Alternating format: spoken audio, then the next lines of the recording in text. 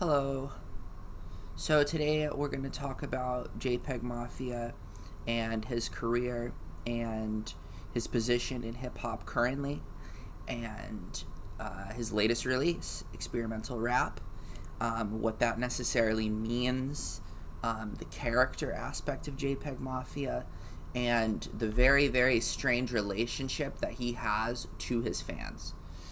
So, to start with, this new album has come out, experimental rap. It's been his most controversial to date in terms of just pure noise in the internet space. He has released things that were actually like capital C controversial before, but this project has been the most polarizing in a very, very, very, very intense way. A lot of people who have been fans for years are turning against him and turning their back on him. But I don't think that those people realize what exactly is happening at all. I saw a video recently, this video that had come out, talking about JPEG as a character from Artie Menudo. Menuccio? Menudo? I can't pronounce it. But it's called The Satirical Face of Rap. And it's interesting and it's good, but it's very brief. And I don't think it necessarily sells its point really as hard as it necessarily does. So let's back up for a minute here and really on a brief level, let's just go through JPEG's career. And this is all going to be loose and kind of fast, and I'm not going to really edit this. It's just sort of a free-form podcast thing, my thoughts, because they're hard to organize, and if I really tried to organize them, the information would never come out, and I would never be able to get my take off, but gotta get your take off. So, going through his career, Communist Slow Jams, you have as this, artistic debut. Well, even going before that, you have his entire career as Devon Hendrix, artist in the unknown, weird small successes with producing for Little B and I don't know, random other people, but nothing that actually translates to real success. And you hear it in the music. It's very desperate music of literally an artist in the unknown. And by the time you get to the final Devon Hendrix album, Ghost Pop Tape, you really see a person who has been through a lifetime of debilitating nightmares of capitalism, actual war, horrible fucking childhood conditions, constantly moving, everything. His whole life, it seemingly was just torture.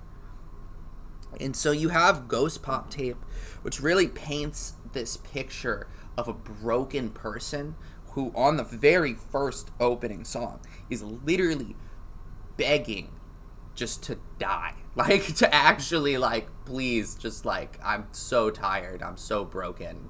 And that's the entire album, is one giant pit of, a human being who is, legitimately at their breaking moment.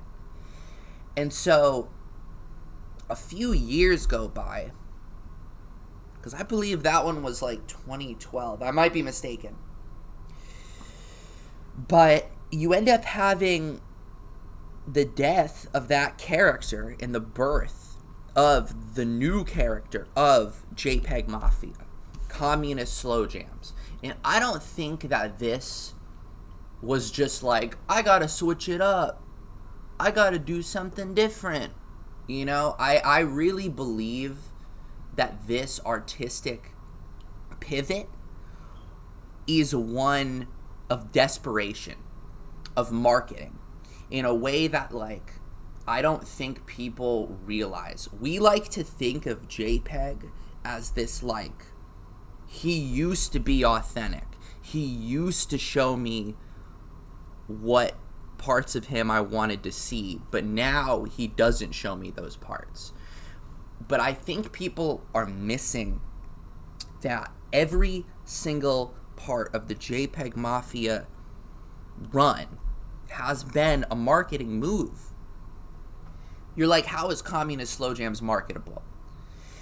You have to think about the market that it is literally aiming for. It is an album that is like, I'm saying it. It's an I'm saying it album. Like, he's using the slurs. He's calling out Israel. He's fucking coming at literally everyone, pushing this line, towing this line of, like, it's basically racist. It's, like, so fucking offensive.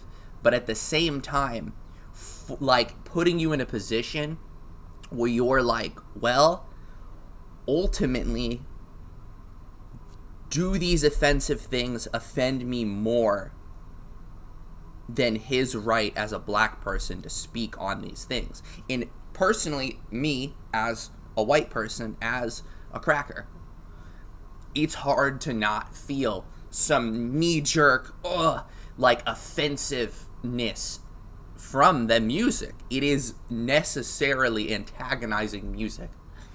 Something like Lee Daniels' Freestyle, or even like something like Polly, are like so antagonizingly coming at the white people that if you're actually like fucking white as fuck, like actually super racist, like this album would legitimately trigger the fuck out of you. And it's like, if you put it in the context of, like, he put this album on, like, 4chan, and he, like, drip-fed it to these, like, incel communities back in 2015. And they were on, like, this scale now where it's like, well, obviously he's rage-baiting Earl Sweatshirt to get marketing.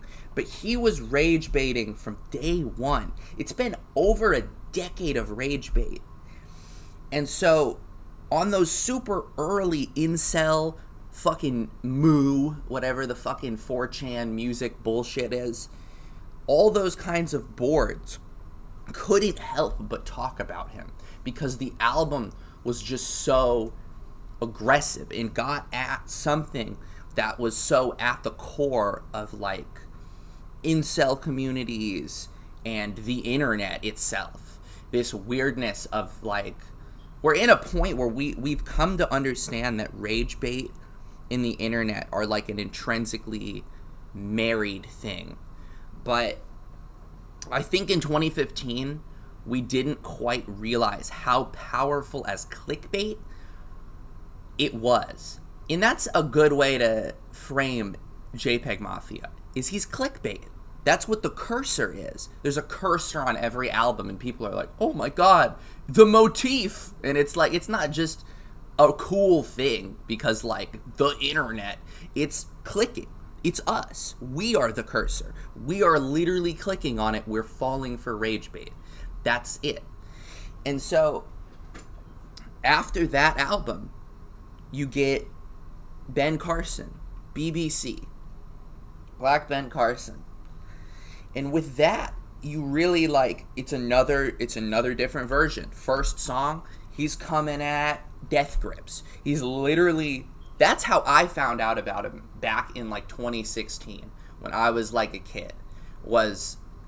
I remember being a Death Grips fan and then hearing that this guy made fun of Death Grips, which was like, who's making fun of Death Grips? Like, that's crazy.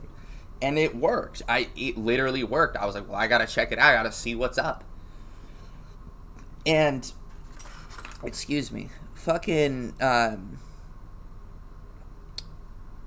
you have, like, this really, it's the same thing with, like, the Eminem disses. It's really interesting, too, because I think, like, there's something he does specifically on that album, and just every album, I guess, of, like, he's gonna give you characters and like abstract ideals of people like Hobson, Eminem, and like these kinds of like, we obviously like Eminem is dork, like we don't like Eminem, like obviously that's not like a new like thing, you know.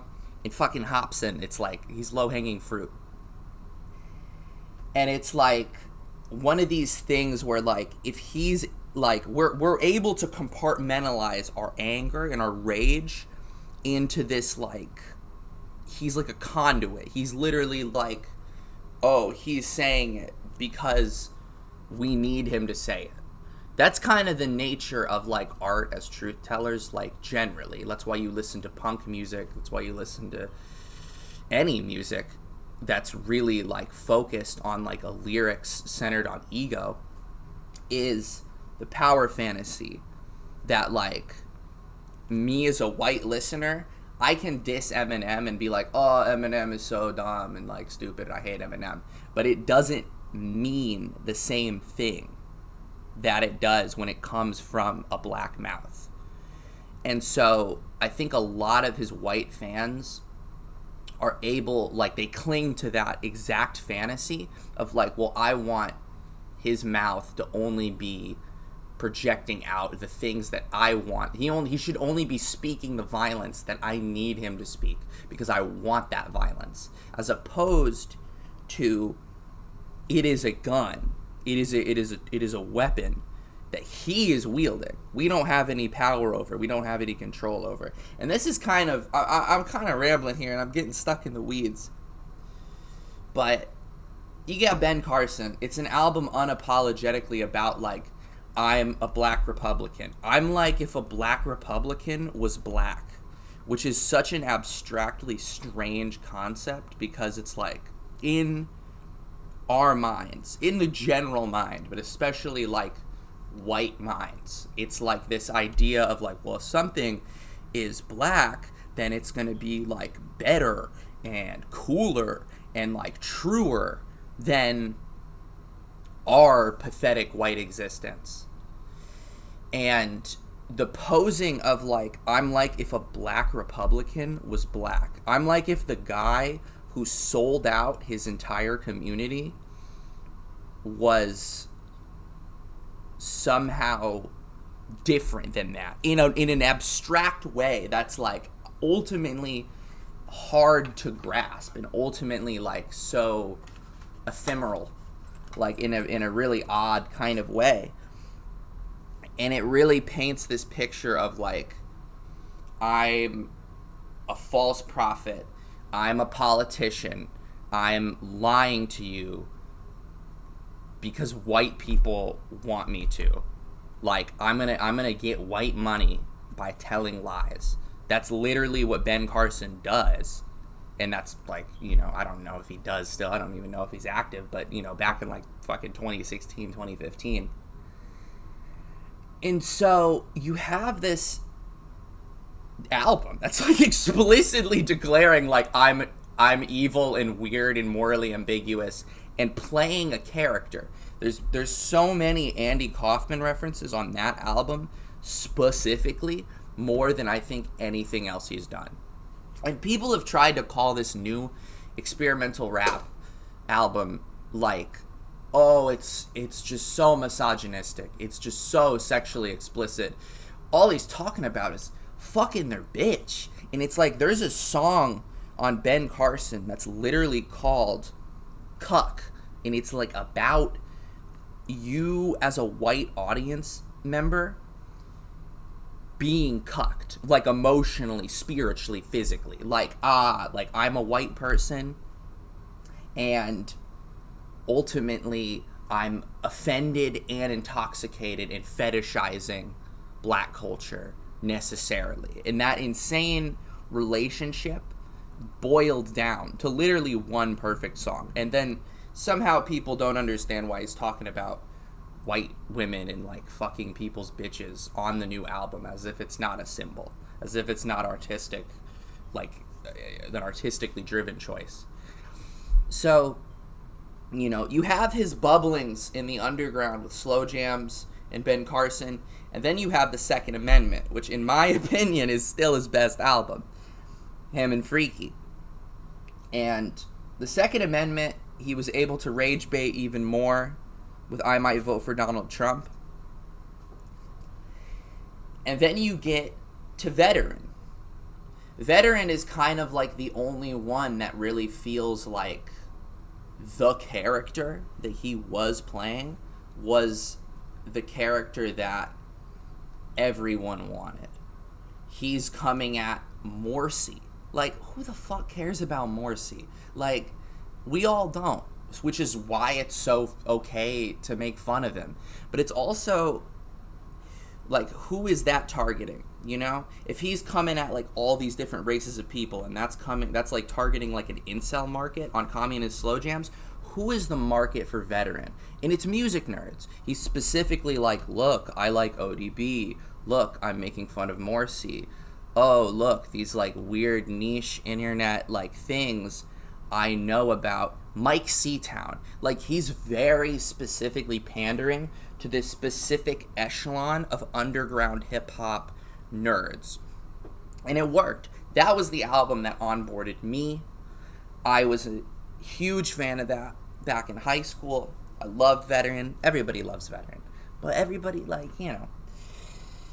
everybody loves Veteran, but they don't like the rest of it. And so you have this really odd moment where, like, at that point in his career, he was on marketing tours, he was really like doing the interviews and like talking to people.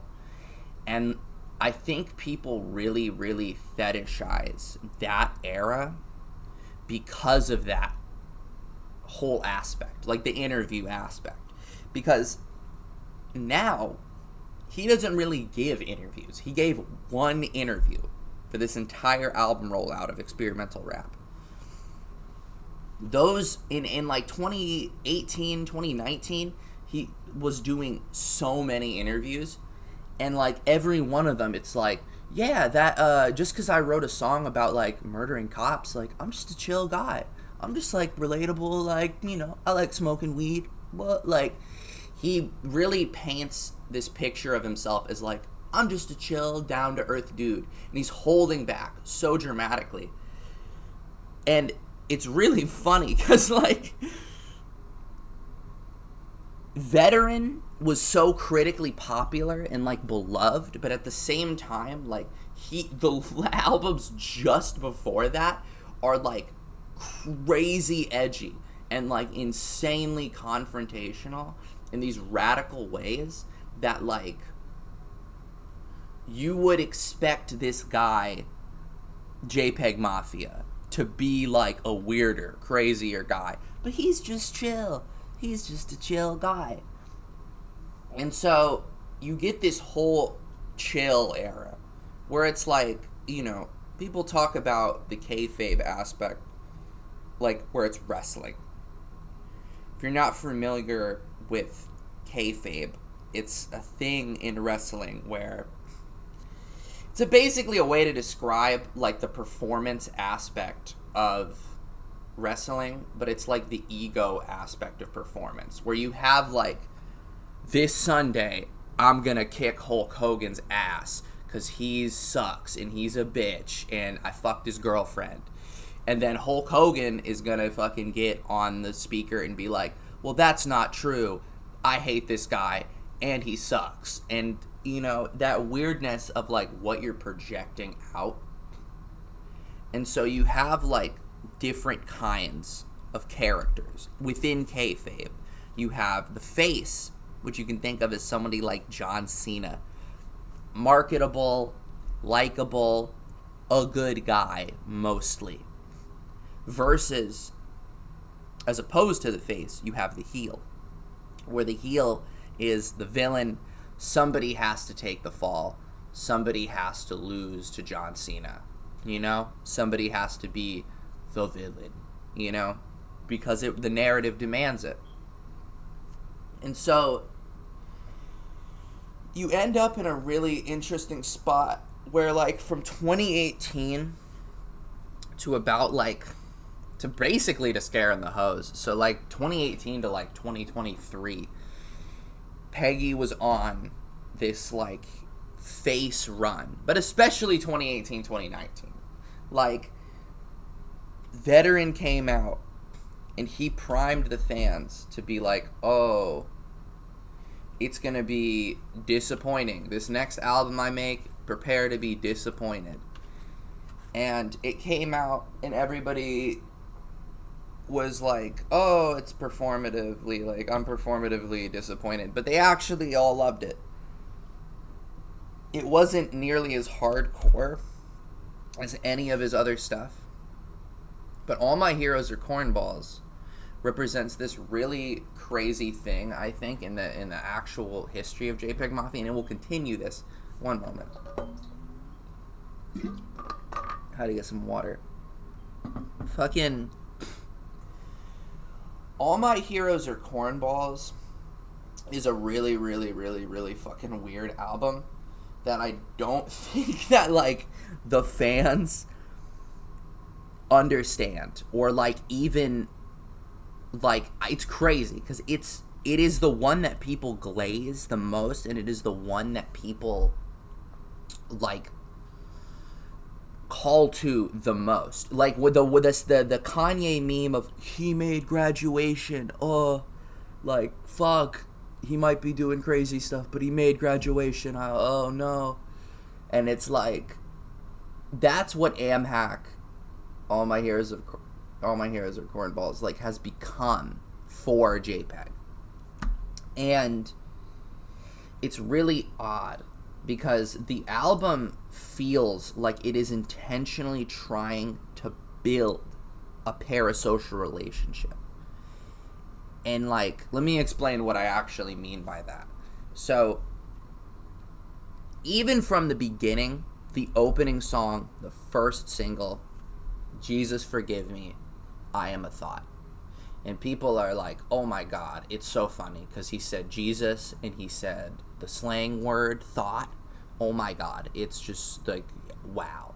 But I don't think I've seen anyone like actually engage with what the fuck he's talking about on this album or on this song.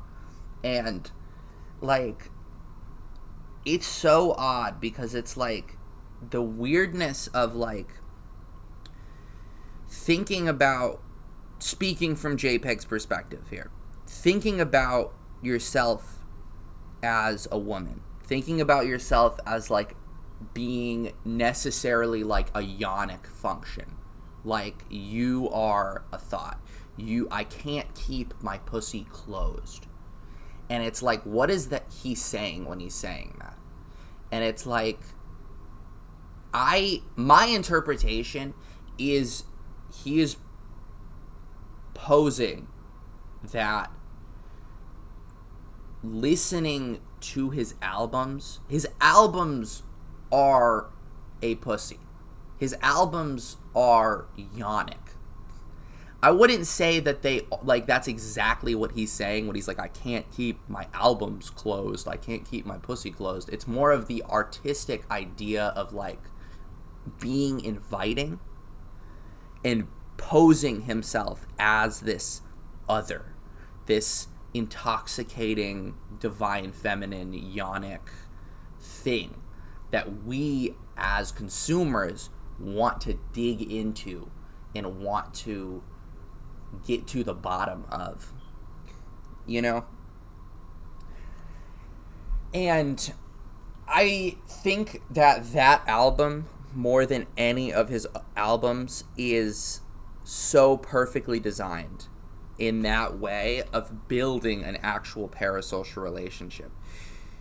You have this, and I had made some post about this forever ago, so I'm paraphrasing to a certain extent, but there's like a character on the album. You're listening to the album and you realize at some point, hearing these samples and interludes and like little random tidbits, that there's a really clear narrative of JPEG is showing the album or some like demo form of the album to a girl, presumably a white woman, because it is JPEGMAFIA. She sounds white. She could be like, she could just sound white. You never know. But presumably white. This woman, regardless. But he's showing this album to this girl, and it's like, she doesn't quite get it. She's very into it, and she's enjoying it, but there's like these certain specific weird moments of like, oh, you're playing with pencils for fun? And it's like, no, he's playing with pistols for fun. And the other perfect one of like, that's what my, like, it was like, that's what my dad always told me. And then JPEG having to be like, oh, that's what my dad would have told me if I had a dad. And like, you have this genuinely strange thing where like, I feel like my interpretation of what the actual album is we are that listener, where we are sitting with him, holding his hand, and he's showing us this album that he worked so hard on, and it's like, we're just some girl who's getting like swooned by fuckboy JPEGMAFIA. He's showing us his weirdo music, and we're super into it, but we're also just kind of nodding along because we like him. And I think like a song like Free the Frail is like literally like a perfect like demonstration of like what he's talking about, because he's literally being like, it's like the image isn't good enough. You have to break it down. You have to analyze it. I know I project this image, but you as the fans have got to break it down. Otherwise, is it even deep? And like, that message is just so potent, because people just do not engage with JPEG on an artistic level ever. It's only ever surface.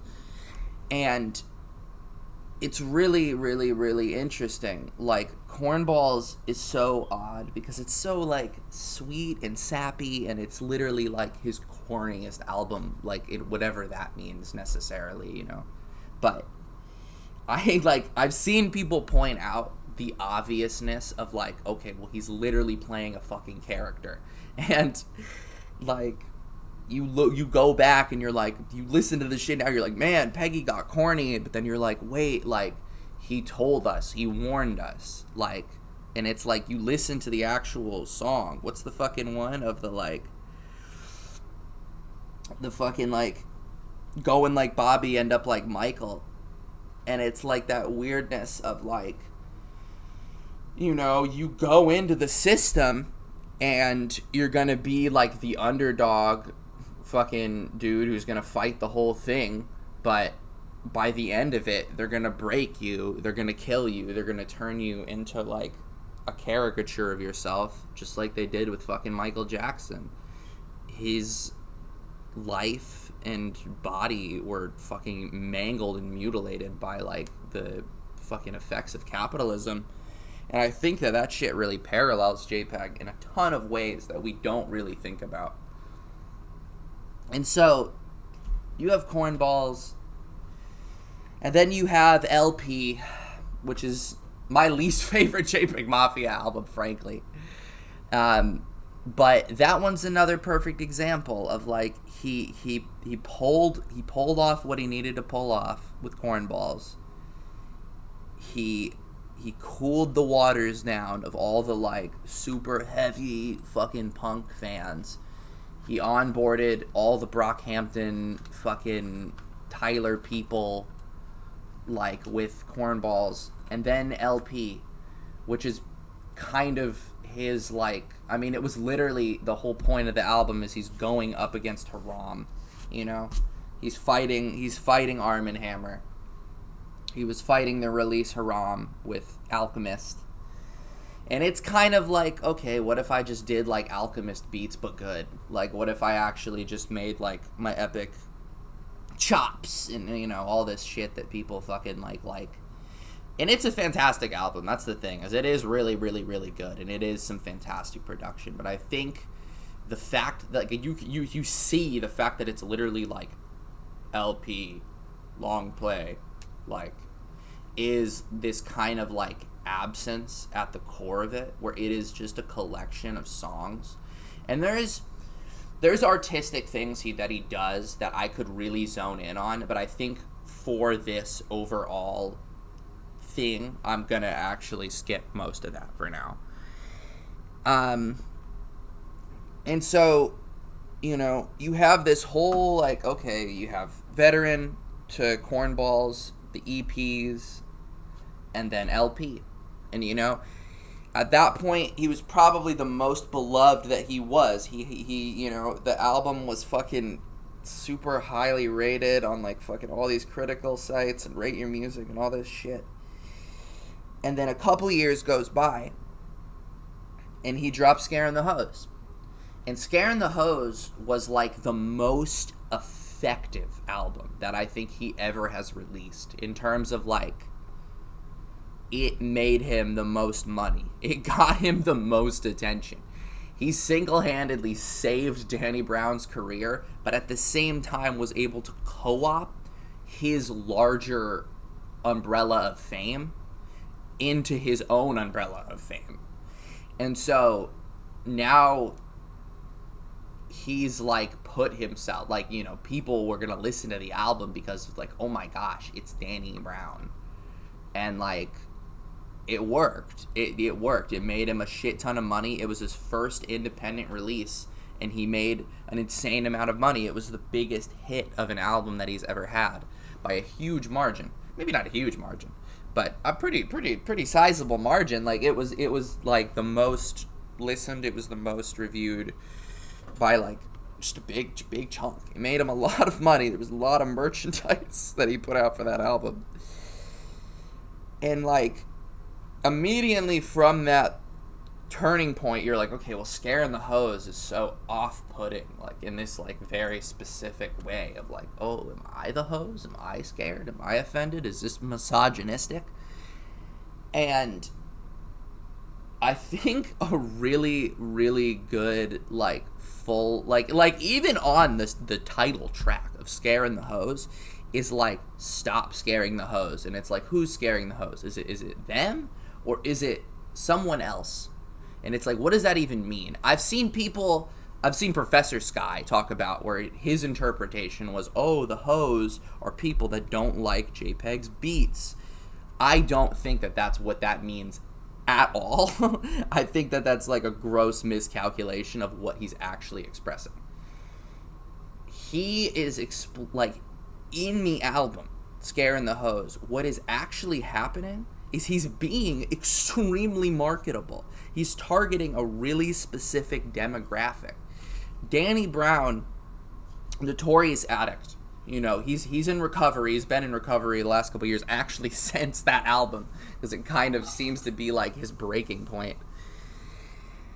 But you have this, like, album that's, like, targeting addicts. Like, JPEG doesn't really rap about drugs like that much. Like, every now and then he's, like, got a weed bar or something, and, you know, but, like, there's some Xans, but he's not, like, a drug rapper. Like, I wouldn't put him in that category. But Scarin' the Hose is a drug album. He's talking about doing everything. I'm walking in with a wok. I'm hitting the whippets and eating halal. And so he's really, really talking about, like, this drug addict thing. But then you have this insanely poignant moment. I think it's Tell Me Where to Go, I'm pretty sure. But JPEG specifically is like, what you know about ODing on black tar? Oh, wait, that wasn't me. That was some other dudes.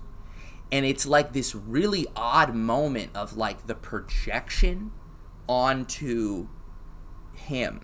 And, like, the character aspect of, like, he is just saying that he's doing all of these fucking crazy drugs.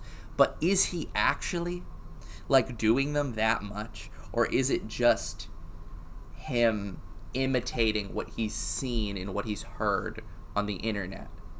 Which is how a lot of young people interact with drugs, frankly. And so Scarin' the Hose is this really odd thing. Like, I don't think I even explained what the whole fucking idea was. It recently came out because of the Earl Sweatshirt beef that Scaring the Hose title came from when Danny and JPEG were listening to the album Sick by Earl Sweatshirt. And they were like, oh, this is Scaring the Hose music. Like, Danny, I think, coined it. So I'm assuming he said it. And, like, you listen to experimental rap, and he has this wonderful follow-up moment where he talks about, y'all scaring the hoes. I love them. I love the hoes. You guys are the ones scaring them.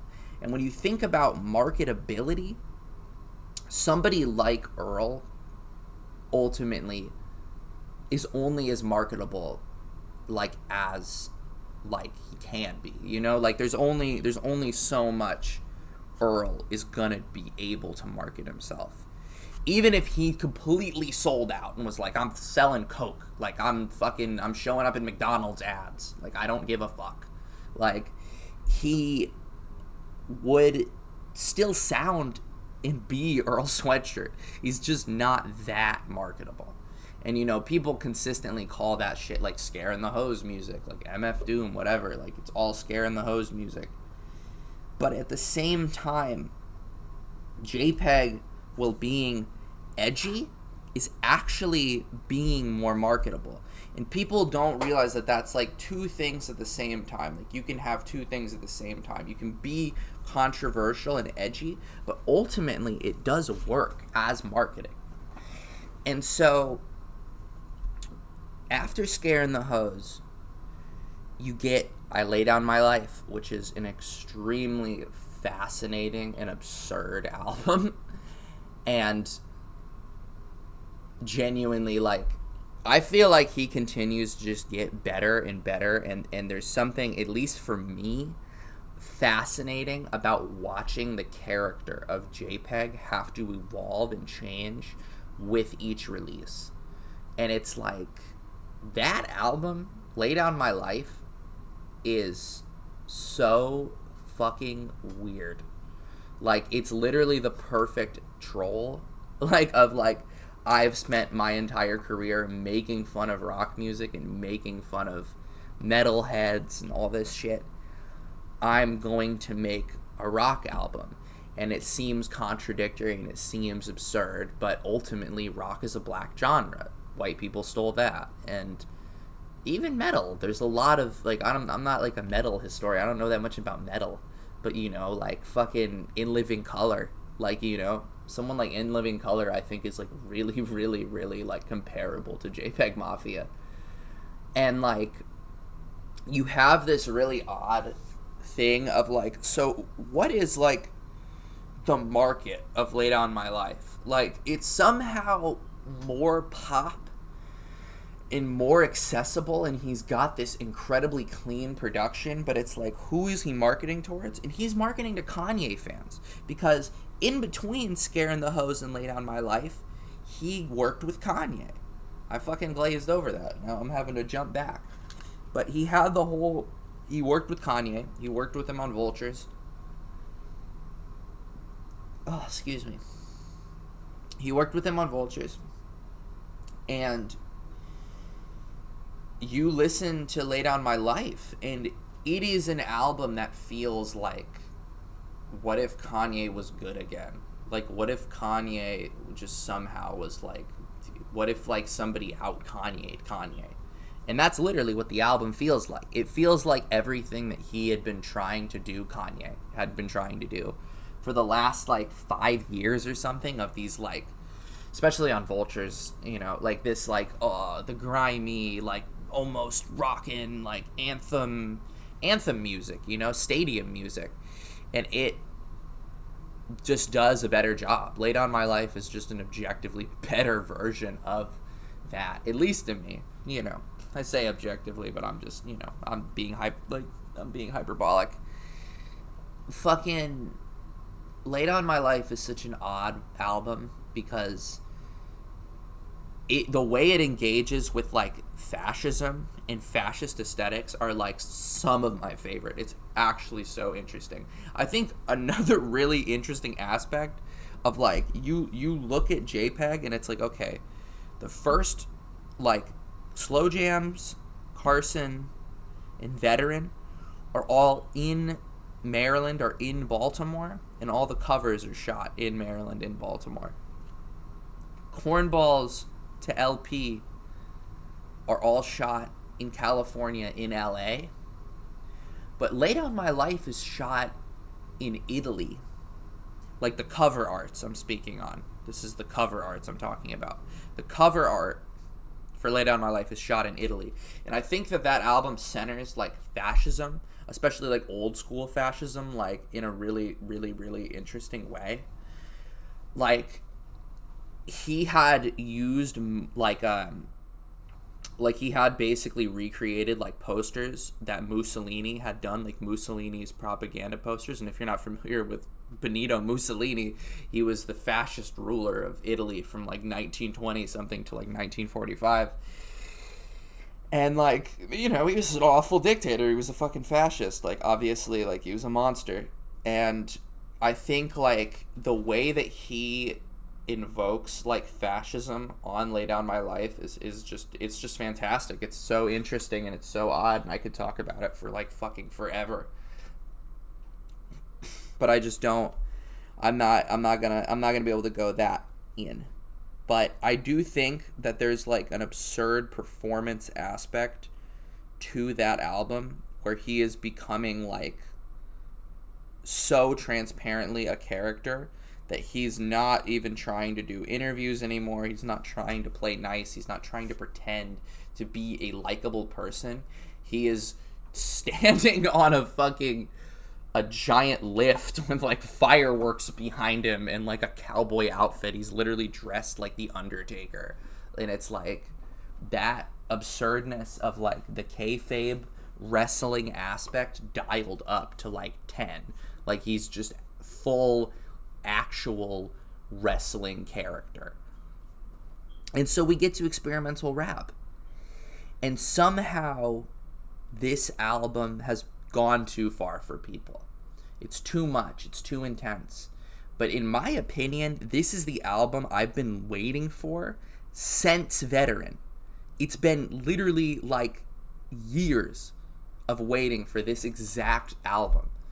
And I think it's a masterpiece. I really do. I think that there's a really crazy aspect to all of the elements of the character being so like this whole I was talking with a friend, and we were talking about how this feels like it's phase 1. Not the album, but this entire like literally 2015 Communist Slow Jams to experimental rap feels like JPEGMAFIA phase 1. How do I get everyone in the world mad at me? And he did it. He actually did it. He clawed his way to the top using very, very specific, nuanced rage bait tactics. And then actually got everyone to hate him. You make fun of Earl Sweatshirt, it's a cardinal sin. You've burned every bridge. Everyone hates you now. And honestly, I'm here for it. It's really, really, really, really interesting because it's like, where the fuck does he go from here?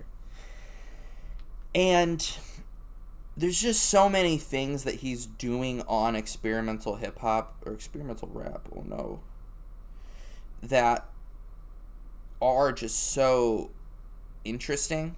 And I think like one of the biggest ones is the fact that he is doing things that like no one in hip-hop is doing right now. Nobody in rap is doing. And the biggest one is like, one, talking shit.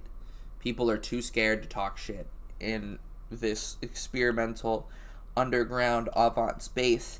Everyone is trying to be kumbaya and everyone is trying to be friends, when all of our greatest rappers and all of the people that we look up to were all controversial Tupac didn't get where he was by trying to be friends with every single rapper, and didn't get there by just holding hands, you know? I think there's something really interesting in terms of the fact that the album centers harsh electronic music, and I'm not gonna even necessarily call it dubstep. Maybe dubstep heads would, and there's dubstep-esque elements, but fucking Death Grips was dubstep, man. Like, it's not that dubsteppy, and people are gonna shit on me for that. People are gonna come at me, but at the same time, it's just a really confrontational electronic album. You know, you wouldn't call, maybe you would, but also, honestly, maybe dubstep just needs to be, you know, mystified. Like, we kind of have this, like, bizarre hate and fear of, like, dubstep as this, like, awful, like, demon genre. But I think it can be done really well, and I think that what he does on the album really fucking works. And the other big one that no one's doing is the fast rap. I think that we're in, like, a fast rap deficit right now. Like, as somebody who really does love flows, you go listen to, like, Bone Thugs and Harmony, you go listen to Project Pat, and fucking 3-6 Mafia, and fucking Tommy Wright the Third, and fucking 8 Ball is, like, what they sample. And it's like, if you listen to those dudes and you were like, oh, the same flow, I can't believe 3-6 Mafia are using the same flow, I can't believe Project Pat used the same flow. The same flow thing is a complete delusion, because any album, you listen to an Earl Sweatshirt album, he sounds like fucking Earl Sweatshirt mumbling his way through an album every time. He sounds the fucking same literally every album. No one complains. JPEG is just demonstrating such a ridiculous effort and show of force that people are actually, like, turned off by it. People are, like, genuinely offended because he's rapping fast. And it's like, Eminem did not invent rapping fast. White people did not invent rapping fast. Rapping is a black genre. He can rap fast, and it's still fucking good. And it's not the same flow. It's a stylistic cohesion of, like, the flow. But at the same time, there's intricate nuance. And it's not like he's doing it bad. He's not just saying, shamalama, do your mama, orange door hinge here. Like, this isn't Awfully Hot Coffee Pot. It's shockingly nuanced. And, like, maybe his best writing in, like, 5 years or something. Like, he has not written this good literally since, I don't know. I mean, I would consider him a fantastic writer, but, like, the poignancy and the potency of the writing is just chilling. And I think there's something really, that's terrible. My formatting this list, like, I think there's a really bizarre aspect to this album that, or at least a bizarre aspect to the reaction that this album has gotten, where people are suddenly confounded and offended by him talking about fucking other people's bitches. He's fucking someone else's girl.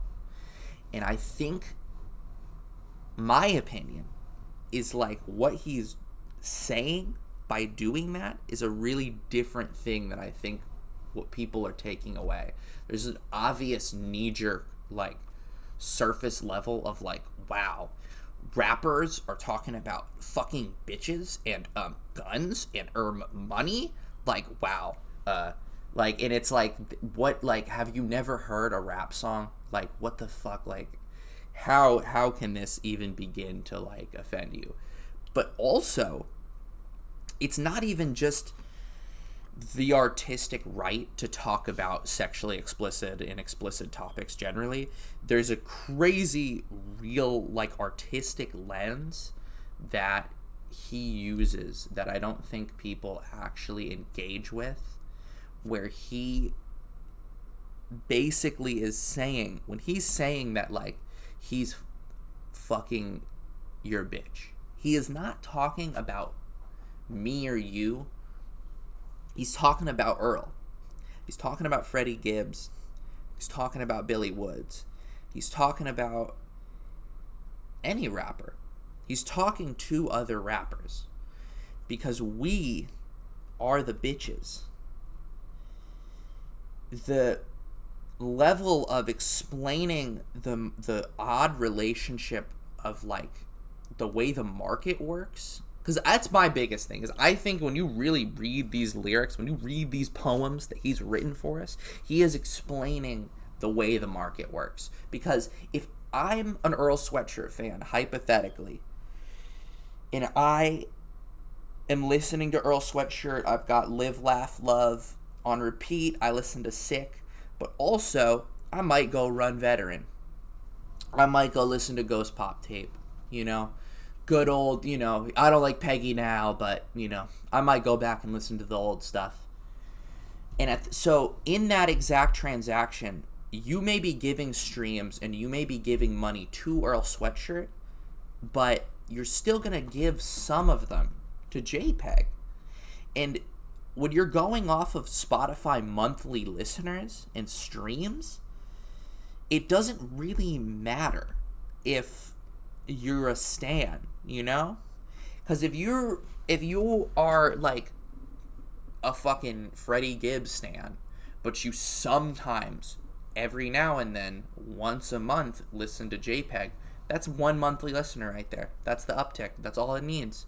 And he is posing that you have a relationship between an artist and a listener that in some ways is as if it was a sexual transaction, which is a real thing, because when you listen to music, your brain ear holes are physically being penetrated by waves, and it's like you are necessarily being penetrated and, you know, in some very explicit language, fucked. You know, you are a quick fuck necessarily. And sometimes you really get some shit beamed into your head from fucking sound waves that actually, like, sticks with you crazy hard, and it'll like, it's the love of your life. But at the same time, there's a lot of stuff that is just going in there, and somebody like JPEG is able to engineer the Ragebait in a way where, like, you have to listen. You need to. The album, they tried to pan the album. They've panned it. They've given it 5s across the board, 5s and 6s. But at the same time, all the other ones are still classics. We all still love those. And, you know, maybe every now and then you go back to the album, and it doesn't even matter. There's a really perfect line on experimental hip-hop where it's like, I'm paraphrasing, or experimental rap. Ugh, keep fucking it up. Because he explicitly said it's rap, not hip-hop, and I have a whole point for that. But literally, the weirdness of, like, he talks about is, like, you're not beefing with me, you're beefing with a ghost. Like, if you're beefing with me, you're literally beefing with Ghost Pop Tape. Like, you can go up against me, and, like, Pompeii and Unity or Utility or whatever is gonna, like, maybe outsell experimental rap, which I don't know if that's the case. I haven't looked into the numbers. But it doesn't matter, because you're up against fucking Ghost Pop Tape and Veteran, and, like, literally, like, those albums are still just raking in streams. The other element of that line is, like, if you're beefing with me, you're beefing with the ghost from Ghost Pop Tape. You're beefing with a person who is fundamentally broken and has forced himself into this box of capitalism. Somebody who has, like, literally reformatted their entire psyche and reformatted like their entire being to just being a vehicle for capital. He is like necessarily, he talks about being like a robot. She's fucking on me, but that bitch Donatello. And it's like that weirdness of like, you're like, he is a robot. We're in an AI era. We're in an era where like robots and AI and technology are trying to outpace the human being. And he is literally trying to outpace that in this really honestly horrifying way. You listen to a song like Degenerate's Prayer, the version on streaming, if you're a real nerd, the fucking you are not alone. But like a song like that, where he is like the like the centering of the selfishness of like, when he hits that like me, like it's me, she's bringing the riches for me, and it's like that level of narcissistic selfishness is like humbling. Like it's actually like viscerally like it's powerful to wield it as like a tool, like as a listener of like, I want to feel like crazy, but it's also just like, holy fucking shit, man. Like to make a song like this, like the level of like actually breaking yourself is genuinely horrifying. And I feel like that's what a lot of this album and a lot of Lay Down My Life is about. And it's very interesting too, because you listen to the actual Degenerate's Prayer, which is like, you know, the one with the gospel samples, and that song is like so brutally honest. People literally were like, oh, he's just not revealing enough of himself, he's not speaking his heart, which is a fucking lie. But also that song, it's like, if you want that, it's there. And it's like he is literally pleading with God and fate to like, why do I keep getting more money? Why do I keep succeeding? How am I still able to continue to beg for God for more money, and it still works every single time? And it's a really fucking crazy thing. And on that note, I think I'm going to call it. This has been an hour straight of me just talking about JPEGMAFIA. I've basically gone through his entire career at a loose level, and I want to really zone in on each project on a really microscopic level over, you know, I don't know. I just want to do it. And then after we analyze JPEG some more, then we got to talk about Freaky. And if you're here, Google Freaky Mafia Cult, or listen to his music. All right. I'll see you for the next one. Thank you.